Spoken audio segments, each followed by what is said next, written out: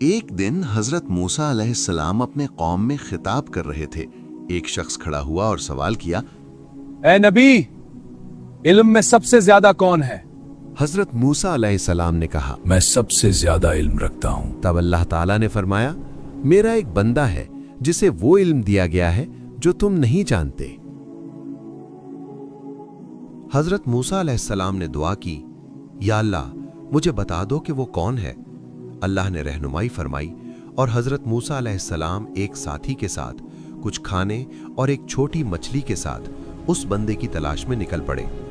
دن بھر کی تلاش کے بعد حضرت موسیٰ علیہ السلام تھک گئے اور دریا کے کنارے سو گئے۔ جب ان کے ساتھی نے کھانا کھولا، چھوٹی مچھلی زندہ ہو گئی اور دریا میں چھلانگ لگا دی۔ مچھلی کے چھلانگ لگانے سے ایک سوراخ یا نالا پیدا ہوا اور حضرت موسیٰ علیہ السلام اس راہداری میں داخل ہو گئے۔ آخر کار حضرت موسیٰ علیہ السلام حضرت خضر علیہ السلام سے ملے، جو کپڑوں سے چہرہ ڈھکے ہوئے تھے۔ حضرت موسیٰ علیہ السلام نے عرض کیا، مہربانی فرما کر مجھے وہ علم سکھائیں جو تمہیں دیا گیا ہے۔ حضرت خضر نے جواب دیا، تم میرے ساتھ صبر نہیں کر سکو گے، جو کچھ میں کروں گا تم سوال نہ کرو۔ حضرت موسیٰ علیہ السلام نے کہا، اللہ کی مدد سے میں صبر کروں گا۔ پہلا امتحان۔ جب وہ کشتی پر سوار ہوئے، حضرت خضر علیہ السلام نے کشتی میں سوراخ کر دیا۔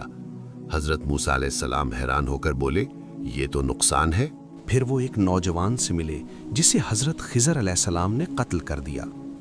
حضرت موسیٰ علیہ السلام فوراً اعتراض کرتے ہیں، اے اللہ کے بندے، یہ تو ظلم ہے۔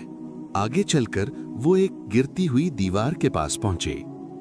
گاؤں والے ان کی مدد نہیں کرتے، انہیں کچھ کھانا تک نہیں دیا۔ حضرت خضر علیہ السلام نے دیوار مرمت کی بغیر کسی اجرت کے۔ حضرت موسیٰ علیہ السلام حیران ہو کر بولے، اگر تم چاہتے تو اجرت لے سکتے تھے۔ اب میں تمہیں ان باتوں کی حقیقت بتاتا ہوں۔ کشتی میں سوراخ اس لیے کیا گیا تھا تاکہ وہ بادشاہ جو اچھی کشتیوں کو چھین لیتا تھا اسے نہ لے سکے۔ وہ لڑکا ایسا ہوتا کہ بڑا ہو کر اپنے ایمان والے ماں باپ کو نافرمانی اور گمراہی میں ڈال دیتا۔ اس دیوار کے نیچے 2 یتیم بچوں کا خزانہ تھا اور اللہ چاہتا تھا کہ وہ بڑے ہو کر خود اسے حاصل کریں۔ ہر ایک منظر میں اللہ کی حکمت، علم اور رحمت چھپی ہوئی تھی۔ سبق یہ ہے، ہر وہ چیز جو ہمیں عجیب یا غلط لگے، ضروری نہیں کہ حقیقت میں غلط ہو، اور سب سے بڑی حقیقت صرف صبر اور حکمت میں چھپی ہوئی ہے۔